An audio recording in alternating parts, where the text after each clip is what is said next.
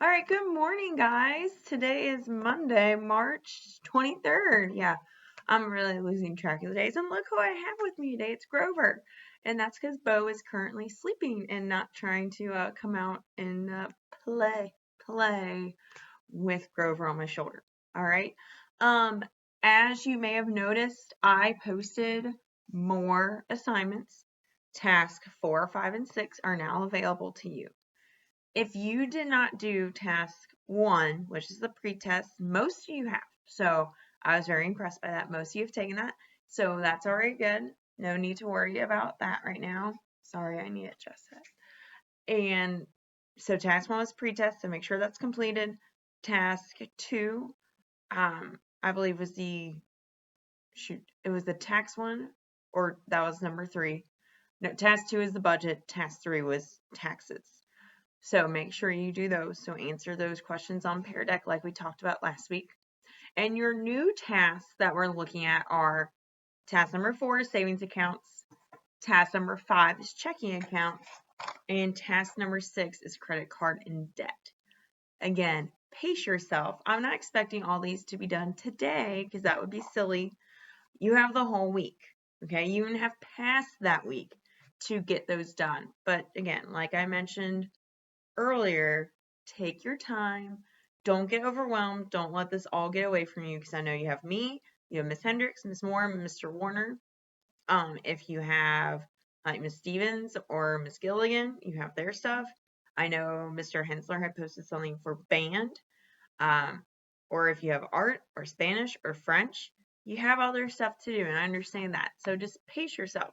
Maybe do a little bit each day. Just don't wait till the last minute to try and knock stuff out. All right? Because again, I'm planning to go back to school on April 14th after our spring break. So I hope that's your plan also. Okay, so I guess Grover is gonna hide behind me now. And then we're gonna hold on. I'm calling a timeout. Ow, ow, ow, ow, ow. Okay. Oh, he kind of snorted. I don't know if that's normal or not. All right. So anyhow, um, let's talk about task number 4 briefly. I'm not going to discuss the answers in detail, but when you go into that Pear Deck for savings accounts, there are 3 questions I'm going to ask you to answer. One is, I think every Pear Deck starts like this. What do you want to know about saving money? Question 2 is an agree or disagree. And the last question is asking you to draw or type something that you learned from that presentation. Okay, so again, all those are pretty much a what do you think?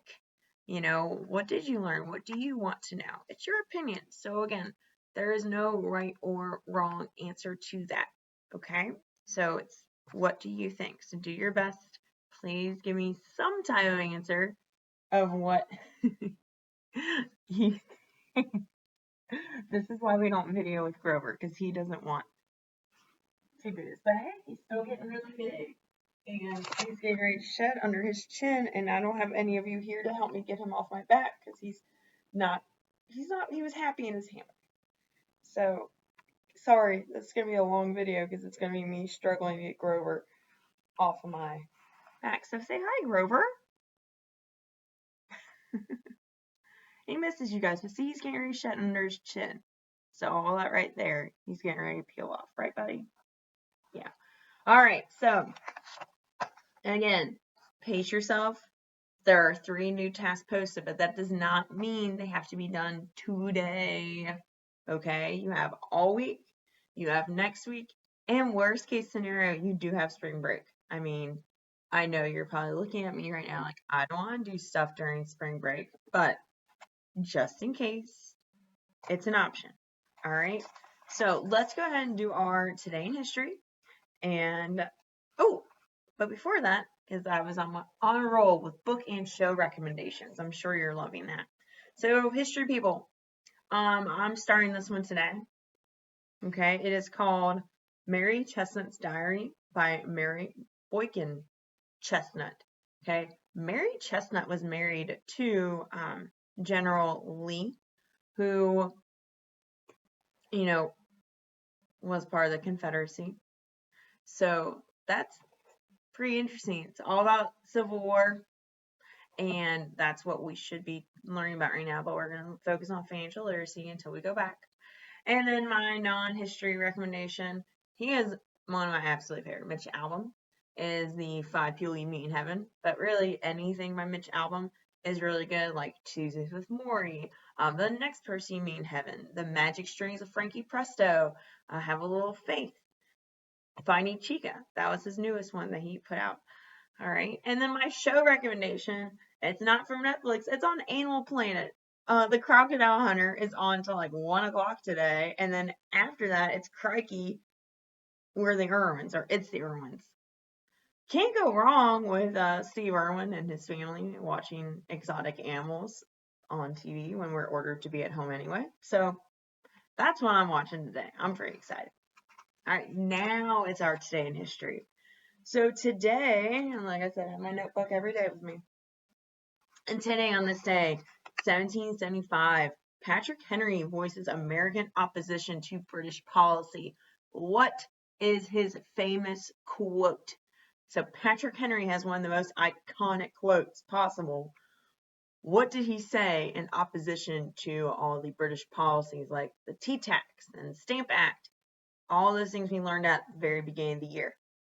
1806, Lewis and Clark depart from Fort Clatsop. Lewis and Clark were responsible for exploring what major purchase?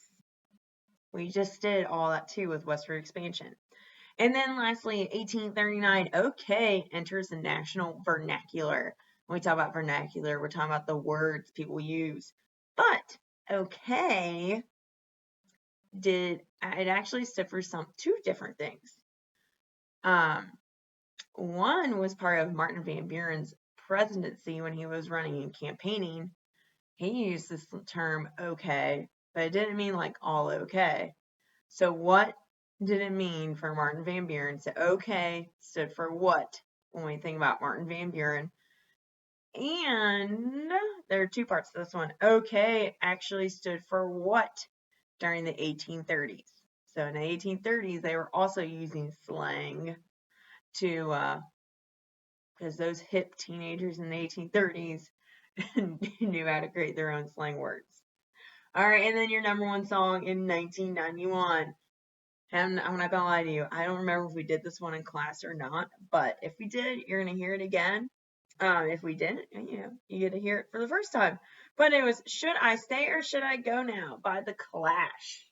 So Alexa, play Should I Stay or Should I Go by The Clash. Oh. This is 10 Class Heroes from Spotify. That is not what I meant. Not the same song. Alexa, play The Clash, Should I Stay or Should I Go? Should I Stay or Should I Go? There we go. By The Clash from Spotify. Let me turn it up just a smidge. You guys heard this. Right, Grover. And it's the live version. Should I stay or should I go? Am I saying? I don't know. Okay, I don't know the words to this either. End of time. So you wanna let me know? Should I stay or should I go? So it's teeth.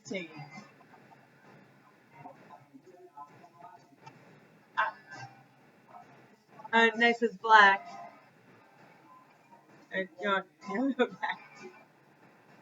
So wanna let me know? Should I stay or should I go? Should I stay or should I go now? Should I stay or should I? Now don't give me that look, because I'm going nuts. Doing trouble. Don't stay or let me trouble. So come on, let me know. Should I stay or should I go?